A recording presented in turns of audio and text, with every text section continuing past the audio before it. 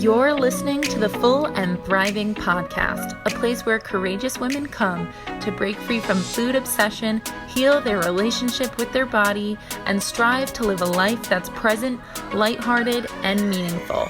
If you're listening, my wish is that this podcast serves as a catalyst that inspires you to nourish your body, nurture your mind, and energize your spirit. I'm your host, Meg McCabe, a certified life coach and eating disorder recovery coach with a PhD in having a good time. Just kidding about that last part. Anyway, thank you so much for listening and enjoy the show. Today's guest is Dr. Emily Maynard. Dr. Maynard is a clinical psychologist in private practice in Santa Barbara, California. Her therapy practice specializes in working with individuals who have complicated relationships with their bodies, including working with eating disorders, substance use issues, trauma, medical illness and pain, and LGBTQ+ individuals, especially transgender individuals. In her free time, Dr. Maynard enjoys knitting and crochet, reading fiction, running by the beach, and spending time with her partner and kids. In this episode, we talk about the power of therapy and being fully seen for who you are and embracing the complexity of your story. This conversation is certainly a fun one, and we take a lot of different turns, so I'm really excited for you to hear it. Hi, Dr. Maynard. How are you today? I'm fine. Thank you. It's so nice to have you. How are things going over there in California today? Well, we have a little bit of a dry spell, but we had snow on our mountain, which is the first time that I've seen any snow here. So we've had some really unusual weather. I'm in Santa Barbara. Ooh, exciting. I feel like it's exciting, but also a little scary to me when drastic weather changes occur. I don't know about you. It's like the history of California right now. So true. So true. Well, I'm delighted to have you on the show today. I can't wait to dive into the topic that we have planned for the listeners. But before we get into that, I really wanted to hear more about you and have you share more about your path. So I'd love if you could share with us a little bit on how you became inspired to become a psychologist, and especially a psychologist who helps people with eating disorders. Yeah, so I'm a clinical psychologist. I received my PhD from Fordham University in New York City, and I did most of my clinical training in hospital settings in New York City. The path to psychology was not very direct. I never took an undergraduate class in psychology. I started college as pre-med, thinking I would be a doctor. But then I also was taking a lot of Spanish classes because my last year of high school, I lived in Chile. And so I came into college wanting to just keep up my Spanish. And then I really, really loved the Spanish classes and didn't like the pre-med chemistry sequence that I had to take. And so I decided to be a Spanish major. And I ended up living abroad again in Argentina and then in Brazil. I learned Portuguese along the way. And it was in Argentina that I started personal therapy with a psychoanalyst. So Argentina is a country that most of the work that they do therapeutically is psychoanalytic. And psychoanalysis is more of the kind of therapy that Freud developed. And for me, it was life-changing to be in therapy. And when I came back to the United States and finished college, I decided I really want to be a psychotherapist myself. And I liked research. I liked the idea, and I think a lot of people go into psychology in particular because you can teach, you can do research, or you can do clinical work as a therapist. And so I got a job working as a research assistant at a project in New York City, and I got that job because I spoke Spanish. And so all the way through, I had a lot of different training experiences that were brought about in part because I spoke Spanish. But I always gravitated towards working with people that were, I would say, like suffering more, that were really like acutely aware of how difficult life was. And so in my training, for instance, I worked on an inpatient unit with people that were psychotic, and my dissertation topic was on bipolar disorder. And then more recently, I worked at a college counseling center at UC Santa Barbara, University of California, Santa Barbara. And I was still drawn to students that were, I would say, like in more extreme states. And I found that as a clinician, I was able to really empathize with and connect with those people in part because of difficult experiences that I had had. And now my practice focuses on not just eating disorders, but what I consider somatic preoccupation. So somatic referring to the body. With eating disorders, substance use problems, trauma, which often manifests in the body. I work with a lot of LGBTQ people, especially transgender people. And finally, I work with people with medical illness and pain. So all of these conditions that kind of get lodged in the body, or the body is expressing distress, that the body is what is speaking often. And I see my role as a therapist as helping a person find the words themselves so that the body doesn't have to speak so loudly.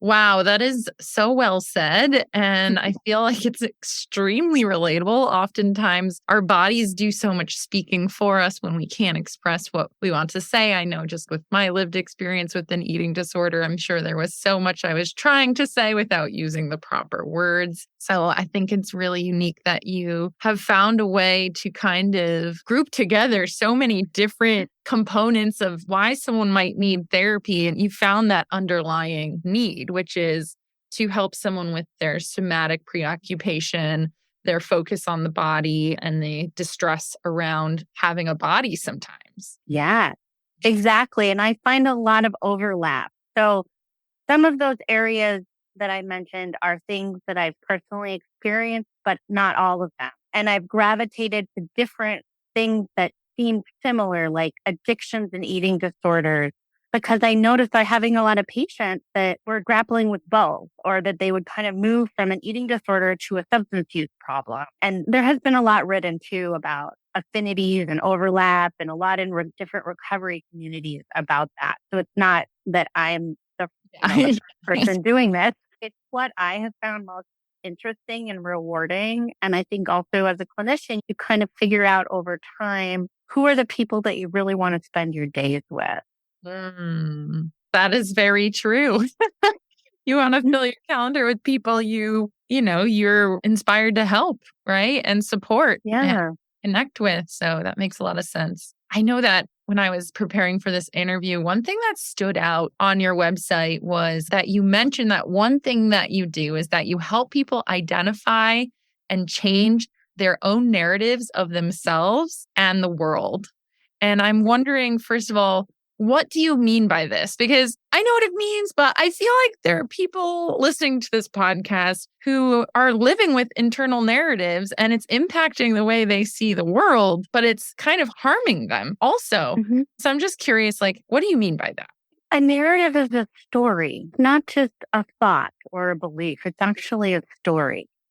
I was thinking about this and thinking more about narrative. And this, I think, comes from, in college, I studied literature in addition to language, because you get to a certain point in studying language and then it all becomes literature classes. So Here, I minored in Spanish, by the way. So that's funny. Yeah. So, you kind of test out of the language classes. And I love literature and I still read a lot of fiction.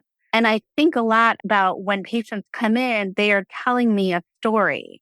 They're telling me a story about their lives. And something that I mentioned to you is that for there to be a story, there has to be a speaker, but there also has to be an audience, whether that's an imagined audience, like if you're writing a story, writing a book, you imagine your future audience. Or in the therapy room, it's the therapist is often the audience and the patient is the storyteller. And if you think about that, that is actually, I think, quite profound to put someone in the position of telling a story. Mm-hmm. And I find that a lot of people don't do that easily about themselves, that they have to learn to tell their own story in psychotherapy, especially when it's the first time that they've come. And what I mean by people don't necessarily do this well is that I find a lot of people when they come in don't have very much curiosity about their own lives and their own experiences.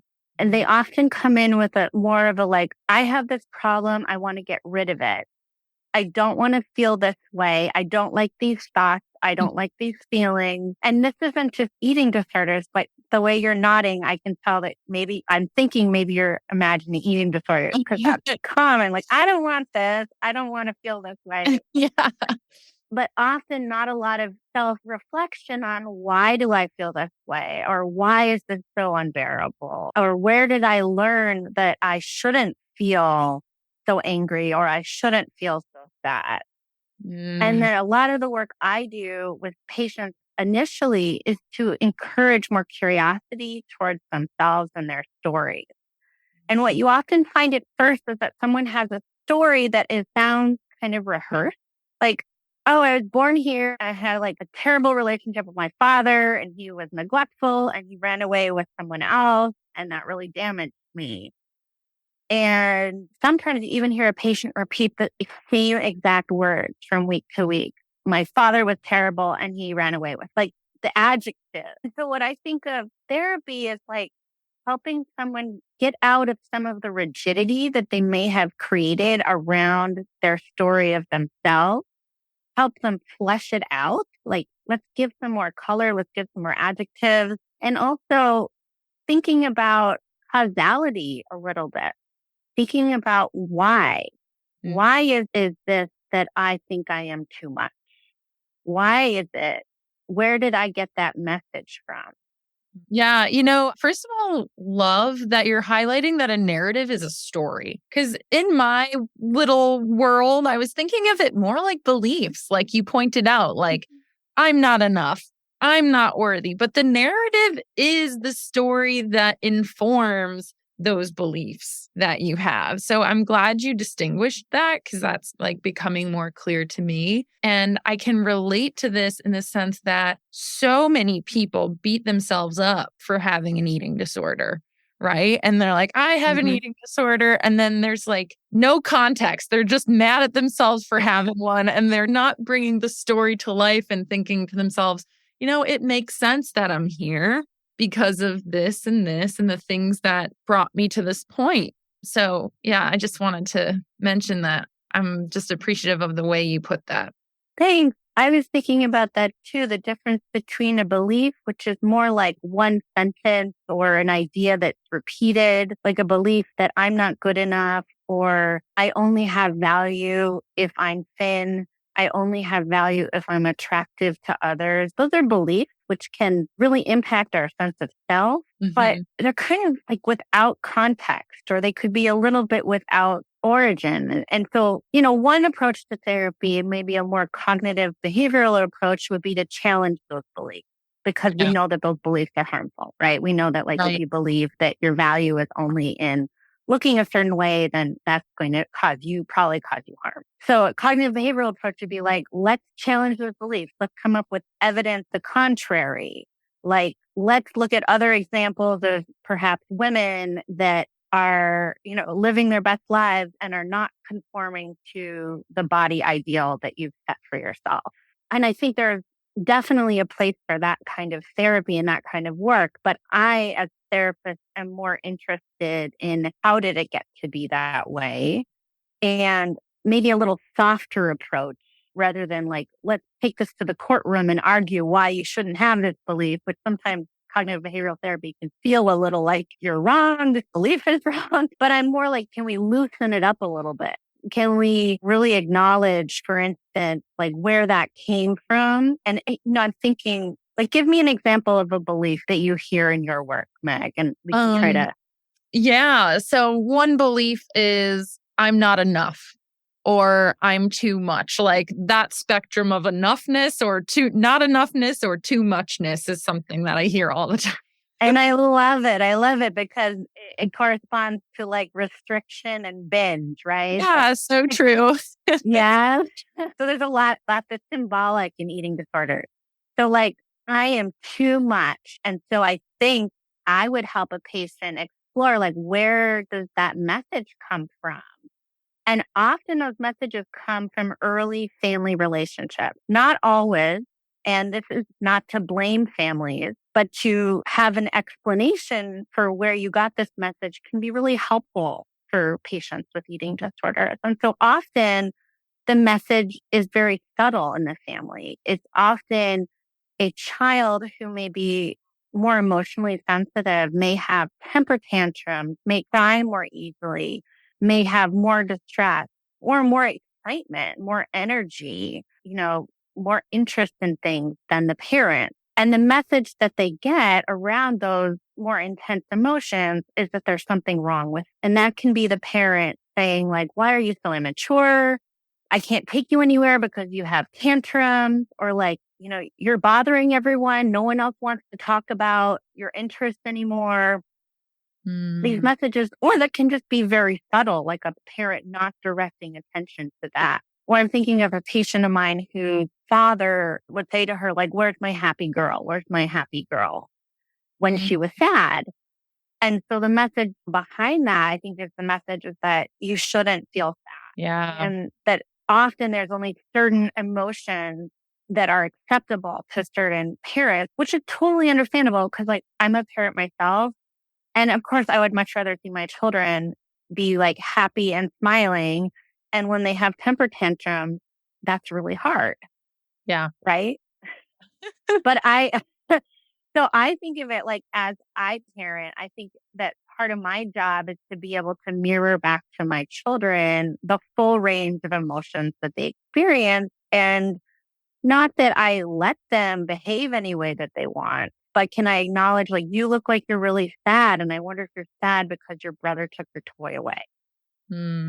Yeah. So I can see how it's really important to have that person outside of you almost validating those emotions instead of denying them. Because I'm sure that it sounds like that really impacts your internal narrative. Yes. And I see with many of my patients, and I don't think it's just familial, I think also culturally, and having lived in South America, I think the United States in particular is a culture that really doesn't like to look at the dark side of things, really doesn't like to acknowledge suffering. And we have a lot of beliefs about like pull yourself up by the bootstraps, or be optimistic, lots of interest in motivational speaking, in kind of like, let's think on the positive side. And now I'm seeing like, critiques of that and seeing like there's some toxic positivity if we only are looking on the bright side.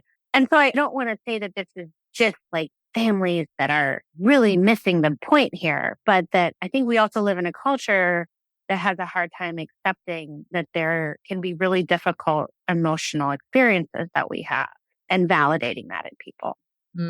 So what might be the harm if someone's inner world isn't really validated by others on the outside? Like what could potentially happen? Great question. So for instance, a person who is sad and whose father tells her explicitly that she should be happy, she doesn't know where to put the sadness. Like, where should I put the sadness? What do I do with the sadness? It's wrong. So one solution to that is an eating disorder, is I'm going to restrict. Like once I start restricting food, oh my gosh, I am so focused on food and hunger that I don't have time to be sad in that way, right? Like it focuses your attention away from really difficult emotional experiences.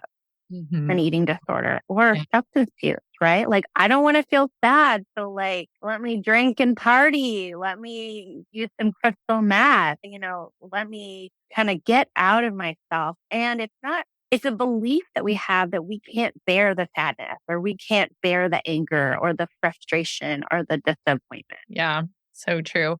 I know that I had an eating disorder. I think you might have known that, but I had bulimia. And for years I had no idea like why really. I was like, oh, it's just because I wanted to lose weight. And that was pretty much it. But then when I looked back at it years later, it definitely had to do with emotions.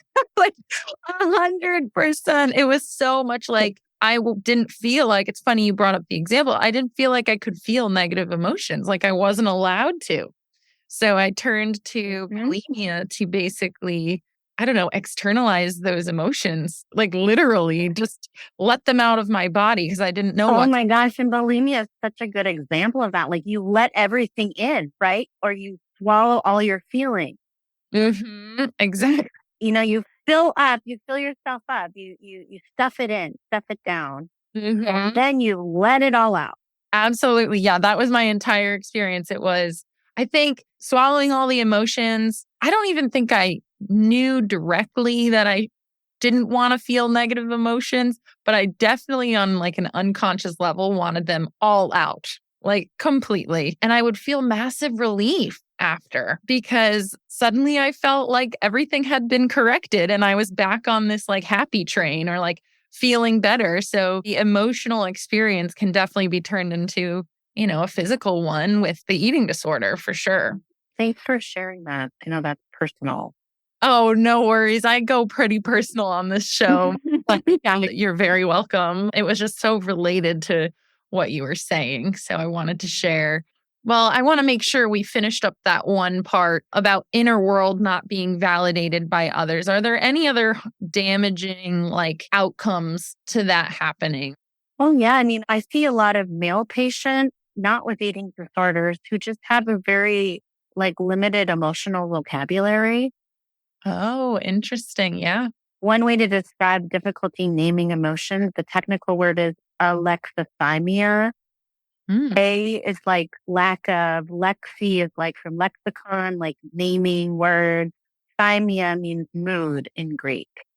So it's like difficulty naming your moods or emotions, Mhm. alexithymia. And then there's something that is called normative male alexithymia, which is like a lot of men have been socialized to not express many distinct emotions. And really, that anger is often the emotion that they are allowed to experience. And so, a lot of men that I work with will say that they're angry, but underneath that, it may actually be some sadness. And so, I think there's a lot of ways that people get messages societally and in their families that certain emotions are valid or certain ways of being in the world are valid and others are not. Mm. And I work with a lot of queer people, and that's certainly the message for many, many queer people and continues to be throughout their lives that their way of being in the world, that there is something wrong with it. And it's not surprising that there are really high rates of eating disorders and substance use in that community. Yeah, so fascinating how if your existence is not validated certain ways, it's hard to find a different way to live acceptable, like a male being able to express something different than anger, right? It's like, I feel like that's like anger is like the one emotion that has been validated for men, but like all the other deep ones are not allowed to be acknowledged. I feel like that's extremely harmful and difficult for men in Mhm. general. But yeah. So as far as this internal narrative that we're talking about, like one's own internal story, how does one begin to identify their own story? What is that process like? Well, getting back to like when I work with people who are therapy naive, who've never been in therapy before, it's a lot of work at the beginning of just getting them to be curious about their own experience. And you Mm, don't have to be in therapy to do that, but I think that it kind of turbocharges it. yep. If you can have someone else asking you the question of like, well, when did you notice that starting? When was the first time that you were worried about the shape of your thigh? And what else was happening in your life at the time? Oh, I was in junior lifeguards and I was the tallest one. And, everyone else was talking about juice cleanses and fitting into the swimsuit. And so even though we were working, like exercising all day as junior lifeguards, like I felt like I couldn't eat. That's a patient that I saw recently. A question then is like, well, okay, so that happened when you were 13. Like, what else was happening when you were 13? Interesting. Yeah. And really taking as like kind of the assumption that not that there are no coincidences, but when I think about 13, apart from what may have been passing in this particular person's life, it's like that's often the onset of puberty. There's body changes, right? And the body changing from like a childlike body to a more female body. And in this case of this patient, she's very tall and she described her feelings about being very tall. I remember you're very tall as well. At least I feel taller like than I am. you're bringing up my life. Like I was a lifeguard for like 8 years. This is great. Like my entire life is being reflected in this conversation. Well, yeah. And so then the inquiry is really like, let's be curious about this and what else was happening at 13. And, I don't know this patient very well, but often it's like, oh, that was the time when my parents started to fight more. Mm. Or that's when my big brother, left for college and I was the only one. And then my parents started to focus more on me, but they were criticizing me all the time, something like that. Or that's when I switched schools. Like, I think often patients come in with like thinking about things very much in isolation. Like, oh, this happened during junior lifeguard. And then my job is like, let's flesh out that whole period. Like, let's talk about everything that was happening when you were 13. And even like, I'm thinking of things like I started college the week of September 11th. And, like if I were asking me questions about my college, freshman year, it'd be really important to know that. Like, I started college in New Jersey. Actually, the classes were supposed to start that day, but then there was a bomb, I was going to say bombing. It wasn't a bombing. It was the flights that crashed into the Twin Towers. So there's also like geopolitical things that happen in people's lives. And so the story is like, let's put your story within a larger narrative or a narrative. I think also recently with the pandemic, I have so many people coming in who don't mention the pandemic to me at all. Yeah. And they just come in and they're like, oh yeah, I've been like really, really stressed in the last 6 months. I can't, and it's not necessarily eating disorder patients. I can't sleep. I feel really bored and uninterested at work and like no mention of the pandemic. And then it's like, oh, and I've been drinking a lot more in the last few years. I'm like, what else happened in the last few years? It's interesting that you bring that up because I think compartmentalizing everything is so normal, right? Like you're like, I was a lifeguard and it impacted my body image, but then you forget that so many other things were layered on top of that, adding stress or whatever it might be. So what you like to do, what it sounds like is you're giving everyone the full story, the full context, and helping them recognize that everything is influencing you all at once, essentially. Yes. Huh. Yeah. And the way that I work is really, more psychoanalytic. And I mentioned that I saw an analyst in Argentina. I also did psychoanalytic treatment myself when I was in graduate school, which meant at one point I was seeing my therapist 4 days a week. So it's a very intensive kind of treatment. And there are still people that do this, especially in New York. And it's a kind of way of being in therapy that is really about like getting under the surface and trying to understand these lived experiences and pull apart, like what was the context? What was the field that this was happening in? I don't practice with people that often because I'm not a psychoanalyst. It requires additional training and I would like to do that someday. I don't do that in that respect now, but I just want to name that a lot of the way that I'm influenced is through psychoanalytic thought and psychoanalytic practice. Okay. Thank you for bringing that up. So when you put all of that into light, like a person's narrative into the full picture, what do you do with all that information? Like, how do you start changing your own narrative? Like, okay, so you've been going to therapy, maybe even a psychoanalyst. You have all as much as you can be aware of your full story and the complexity of who you are. Then what? Well, I think that is a lot of the change. Is that you start out with one narrative, which is that I was in junior lifeguards and everyone else was focused on their body. And then I became really focused on my body. And then it becomes a more complex story. And also my parents were divorcing and my body was changing faster than other people's bodies. And I had a lot of attention problems. Like it becomes a much richer narrative. And I think what's really important about the process of telling it, I think, is not just telling it, but like who you are telling it to and how it is received. And so a lot of times people don't have the experience of really being seen in their fullness and in their complexity. And coming to therapy, hopefully that can be part of their experience, is to not just be treated as a diagnosis or as a set of symptoms, but as a full person. And if you're seen with greater complexity, then you can also see more possibilities for yourself, right? So that maybe your worth and value is not just in being the good girl or the pretty girl or the model or what have you. Maybe there are other aspects of your life and your identity that have worth. I can completely see that. Like when you bring your own story to life, you can more fully understand yourself and start to see that it's not A equals B, right? It's not like, oh, this defines me. This one thing defines me. It's like everything in its greatness brings me to this point. And I love that you brought up the fact on being fully seen and the value of how being fully seen in therapy is the change process, is the almost the essential piece of the puzzle for healing. I think so. Yeah. And there's a lot of research that the therapeutic alliance, which is the feeling that the patient and therapist have about each other, that predicts good outcomes in therapy.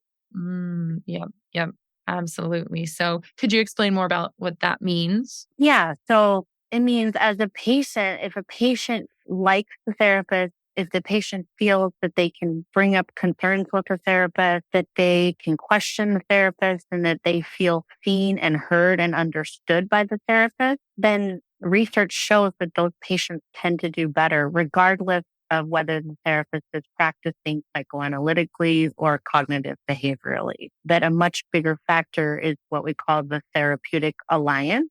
And it's the relationship, right? It's actually the relationship. Yeah. And the way that I work is I really think a lot about that relationship as the healing factor. Mm-hmm. I think that's really interesting and valuable to think of it in that light, just recognizing that having that safe space to be seen fully and to fully express yourself, it might be the first time you've ever experienced that. It often is for people.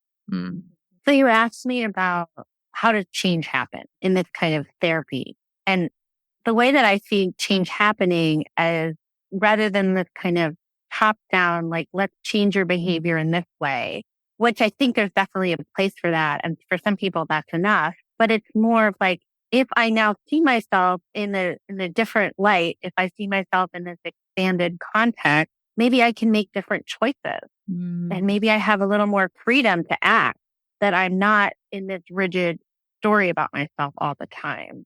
I think that it allows, like, when the patient feels really seen in the relationship, that they can take risks that they might not otherwise have been able to take. So they might be able to take that risk of like, I'm not going to drink this week because I know that I can come back and you're not going to shame me for it if I do mess up. Right? Like, and I often think of like, behavior change is absolutely necessary in an eating disorder. Like, we can't just talk about an eating disorder or just talk about an addiction. Like, at some point, you have to hit the pavement and make some changes. And there's a lot that's been written about like, how do you get people to change their behavior? Like in health psychology research, it's all about like, how can you encourage people to have healthier choices?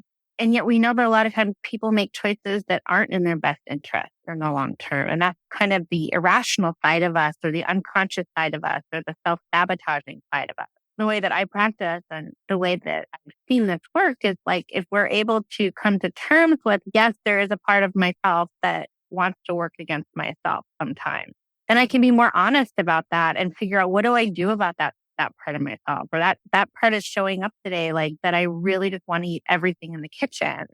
And let me pay attention to that. And maybe now is the day, maybe this is the time that I need to leave the kitchen so that I don't eat everything in the kitchen. So that would be like the behavior change. Yeah. So seeing yourself more fully can almost give you more presence in the moment too, more awareness in those moments where change is needed most. Yeah.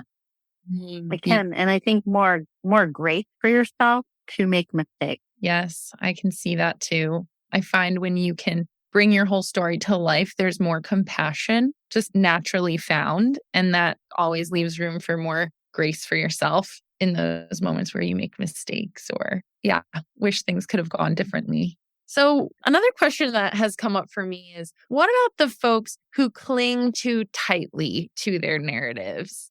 Like, I get so I frustrated love it. sometimes because it almost becomes really sequential. Like, this happened, and then I decided I was a failure. And this determines if I'm a failure, then recovery's not worth it. Or it's just like these really rigid beliefs, stories that like they've interpreted the story, they've analyzed, they're not therapy newbies, right? They've analyzed the story, they've thought about the story, they've found all of what they believe to be the truth of that. And then what? You're just kind of like, what do you do when it's almost too rigid? Yeah. So, I can call attention to that. Like it seems like we're getting in this pattern again of one failure seems to stand for all failures. So that's a more cognitive approach. Yeah. To, like call attention to some of those patterns.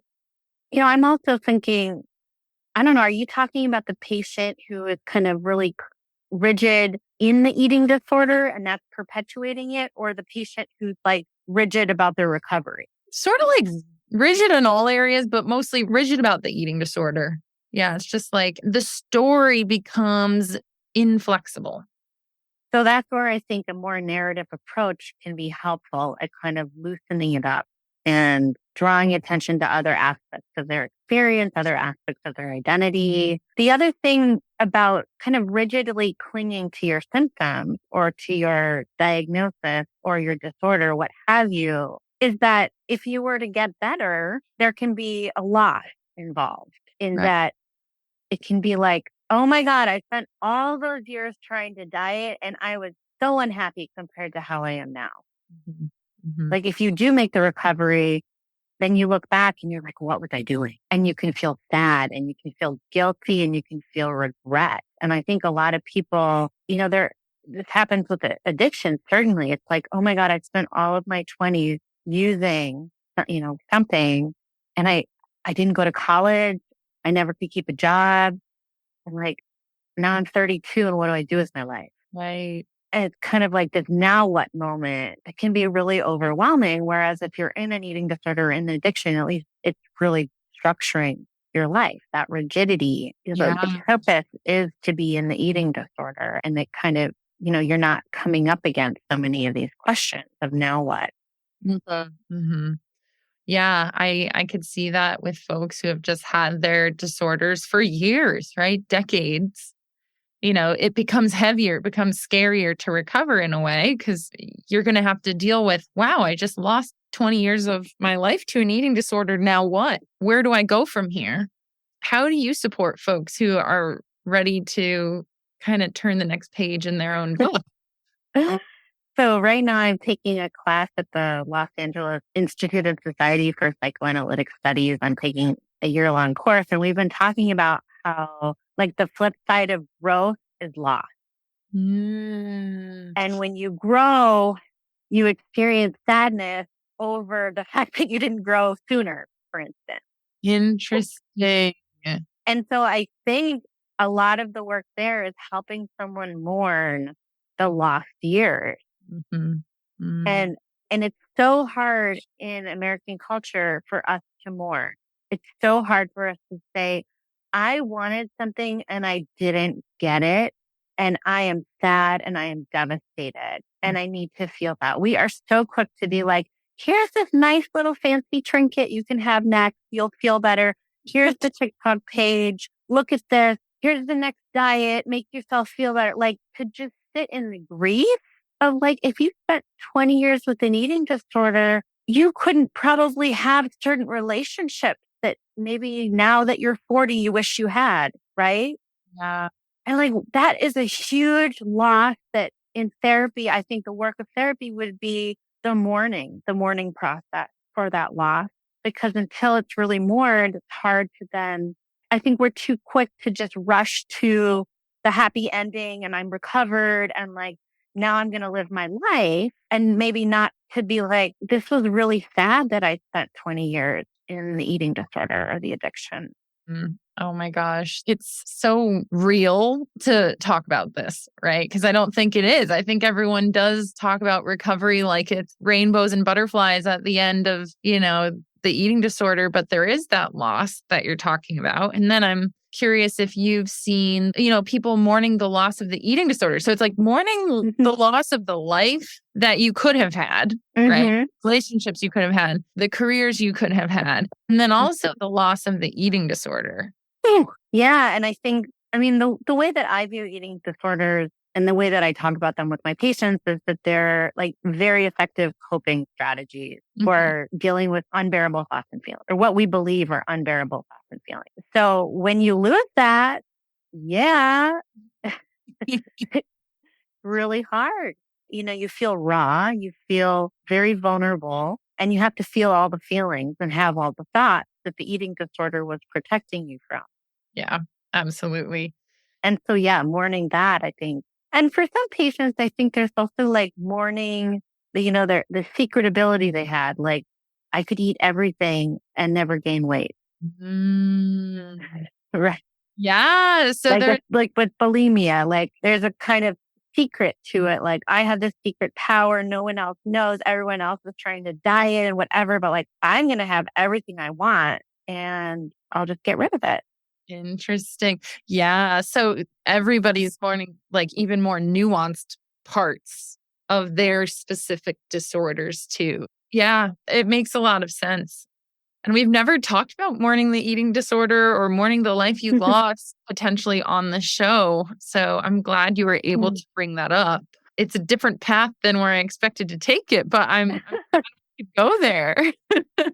That's the more psychoanalytic lens. That's the more humanistic lens. I think we're at a time where we've all been through so much loss with the pandemic. Even those of us that were fortunate that we didn't lose anyone, who died, but loss of relationships that might have changed, loss of work, loss of connection with others, loss of informal contact with people you didn't know. This has been a huge loss that societally we went through. And then I think that a lot of people are just trying to okay, I don't want to wear a mask anymore. Let's move on. Let's not talk about it. And then that's again kind of where I like to go. It's so interesting that in the last 3 years, you started drinking every day. Like, what else has happened in the last 3 years? Right. Again, putting even this conversation into a larger context, which is, we're talking about loss, and then the pandemic comes up, which is also really timely because it's coming up on almost exactly 3 years that the pandemic. Yeah. And I was actually talking about this maybe yesterday because I'm thinking of the anniversary of lockdown, right? Yeah. And even though I was one of the lucky ones who didn't lose someone close to me to COVID, there was, if you would drop me back in time, March 1st, 2020, when things felt normal, but I knew what was about to happen, I'd just start sobbing. I would just probably break down, feeling what the world felt like back then versus how heavy it feels now, just being put in that state of contrast because it has changed so much. But that would be a healthy mourning response, Meg. Yeah. Yeah. To be able to cry. Yes, I would sob. I would totally break down. Although I wasn't someone who had maybe, I think there's that part of me that's maybe not as evolved would say, but you didn't lose anyone. Why are you so upset? Right. But there is so much more to that story than, as we've been talking about. Well, and even there, that could be such a message people with eating disorders tend to say to themselves, which is I don't really have it so bad. You probably should be seeing other people in therapy. I've heard that before,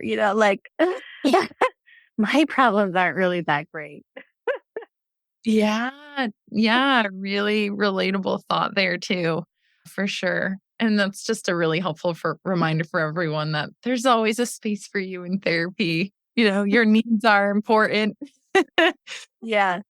Wow. Well, Dr. Maynard, this has been really helpful and inspiring. And I'm just curious if you have any, I didn't prep you for this, but any final words of wisdom for those listening today related to anything we've touched on. Well, I was also thinking about when someone's recovery story becomes kind of rigid and Hmm. rote. Interesting. Tell me more. What were you thinking? Yeah. When people are like, I had this disorder and this is what it was. And when you start to hear it again and again, and it's like the same story sometimes from the patient or a cross patient, I think there can also be attachment to that, attachment to the identity of being recovered or in recovery. And it can kind of replace an older identity. And arguably, I think it is a lot healthier to be recovered. But one thing that I see that hopefully recovery can also be a place where someone can kind of step back and say, like, this was a human experience that I went through. It wasn't just an eating disorder experience. And that's why I try to bring in examples too that are not just like eating disorder or like mental illness, but like men having a hard time expressing feelings or naming their feelings. Like, this is a human experience to have a hard time tolerating negative affect, Yeah. being in the world, being embodied, coming to terms with the limitations of our bodies. Like when I work with older people that are dying and their bodies are diseased and painful. Like, these are human experiences that we all are having. And if your life was touched earlier by an eating disorder, just know that I think the best outcome could be like increased empathy and sense of shared humanity with other people that are suffering, rather than there being something like really unique about eating disorders. Yes. Yeah. That's very relatable, I find. With recovery, it's nice if you can pull it out into a more greater context. Like, what gifts did you receive through that recovery process, right? Like, what humanness did you develop as a result of going through this? So I can see how you might want to, like, first of all, hooray, you have recovered, but there's so much more than just being a recovered person. Right. I work with a few patients right now that are in long-term recovery, have been recovered for a long time. And it's like, and now what? What else? Right? What else? And I think sometimes that's really scary because the eating disorder has been a source of meaning for so long. Mm-hmm. Yes, so true. I think I used to sort of pray for a new passion because it was like my passion, right? Like, What do I do if I'm not exercising 2 hours a day? I would be like, please help me find passion that I can replace this with, like, because it's like, what else now? Now that it's over and that you can move through, there's more space in your life. There's more you can bring in, more space to bring new things in that are meaningful and fulfilling. So I love that you say move through, because I always have patients saying, I want to move on. I want to get over. I want to get over, get rid. And I try to kind of rephrase it as move through. Can we move through the experience? yes. Yeah. Oh, very interesting language distinction there. I know I've been yelled at by a therapist by using the phrases deal with too much. Like, I need to deal with this. So I would ask, well, what does it mean to deal with it? How would you know that you have dealt with it? Yeah. Yeah, exactly. So, because I've kind of been in a similar situation, but I also see the value of moving through things and having patience with yourself as things unfold. It's a much more beautiful process to experience than just like snapping your fingers and dealing with it.